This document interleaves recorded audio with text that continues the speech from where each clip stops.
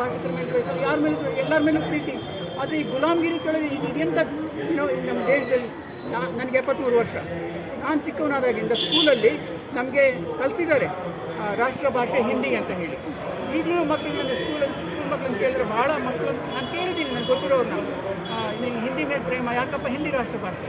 ಈಗಲೂ ಸುಳ್ಳು ಹೇಳ್ಕೊಡ್ತಾ ಇದ್ದಾರೆ. ರಾಷ್ಟ್ರ ಭಾಷೆ ಅಂತ ಇಲ್ಲ ನಮಗೆ, ಸಂವಿಧಾನದಲ್ಲಿ ಇಲ್ಲ.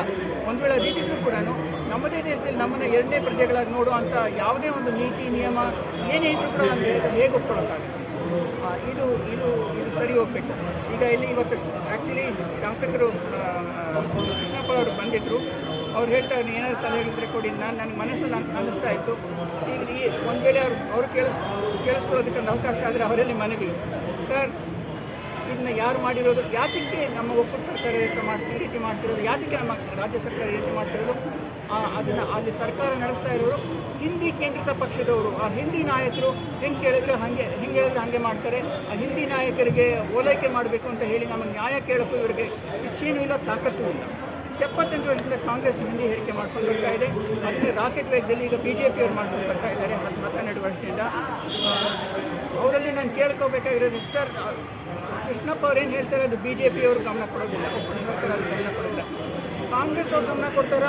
ಇಲ್ಲ. ನೋಡಿ, ನನಗೆ ಬಂದಿರೋ ಮಾಹಿತಿ ಪ್ರಕಾರ ರಾಹುಲ್ ಗಾಂಧಿಯವರು ಭಾರತ್ ಜೋಡೋ ಯಾತ್ರೆ ಬಂದಾಗ ಕರ್ನಾಟಕದಲ್ಲಿ ಒಬ್ಬರು ಕನ್ನಡ ಪರ ಹೋರಾಟಗಾರರು ಅವ್ರನ್ನ ಭೇಟಿ ಮಾಡಿ ಕನ್ನಡಕ್ಕೆ ಅನ್ಯಾಯ ಮಾಡಬಾರ್ದು, ಹಿಂದಿ ಹೇರಿಕೆ ಮಾಡಬಾರ್ದು ಅಂತ ಹೇಳೋದಕ್ಕೆ ಅವಕಾಶ ಪ್ರಯತ್ನ ಪಟ್ಟರೆ ಅವ್ರು ಸುತ್ತಮುತ್ತ ಇರೋರು ಯಾರು ಹತ್ತಿರ ಹೋಗೋದು ಬಿಟ್ಟಿಲ್ಲ.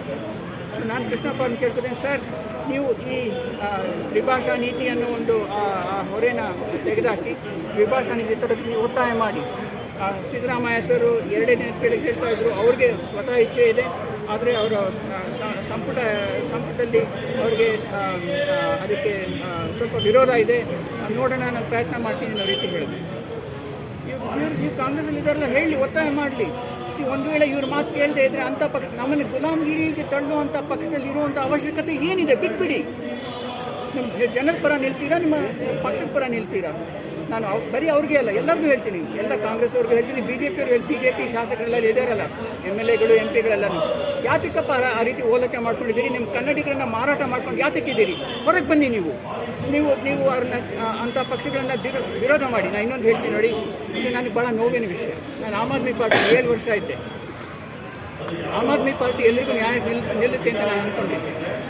ಆದರೆ 4 ವರ್ಷ ನನಗಿದೆಲ್ಲ ಅನ್ಯಾಯ ಗೊತ್ತಾದ ಮೇಲೆ ನಾನು 4 ವರ್ಷ ಪ್ರಯತ್ನ ಪಟ್ಟೆ.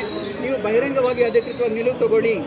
ಕನ್ನಡ ಹಿಂದಿಗಿಂತ ಕಡಿಮೆ ಅಲ್ಲ, ಕನ್ನಡ ಭಾರತೀಯರು ಹಿಂದಿ ಭಾರತೀಯರಿಗಿಂತ ಕಡಿಮೆ ಅಲ್ಲ. ಈಗ ಅನ್ಯಾಯ ಆಗ್ತಾ ಇದೆ, ಅನ್ಯಾಯದ ವಿರುದ್ಧ ಹೋರಾಡ್ತೀವಿ ಅಂತ ಬಹಿರಂಗವಾಗಿ